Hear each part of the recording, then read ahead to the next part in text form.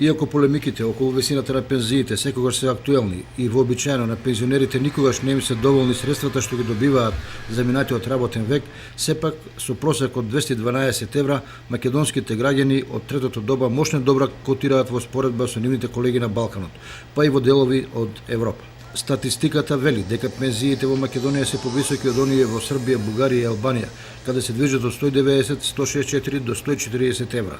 Македонските просечни пензии подобро стојат и од оние во Чешка со 120 евра, во Португалија и Полска со 204 евра и така натаму. Ако е за утеха, во светски рамки најниски пензии добиваат индијците само по 15 евра месечно, а како преживуваат со нив само тие знаат. Највисоки износи на пензии исплатува Луксембург, каде просечната достигнува близу 1800 евра.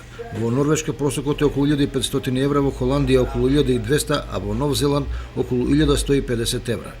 Нашите јужни соседи грците добиваат нешто повеќе од 500 евра просечна пензија, а домаќинот на Олимпијадата Бразил издвојува по 204 евра просечна месечна пензија. Кога ќе се споредат сите овие податоци, може да се заклучи дека нашите пензионери и не се така лошо платени за својот минат труд. Цифрите откриваат и како се живее во различни делови на светот од аспект на пензионерскиот стандард. Не знаеме како е во другите земји, ама кај нас во сите овие години на транзиција од пензиите живеат не само пензионерите, туку и членови на нивните пошироки семејства.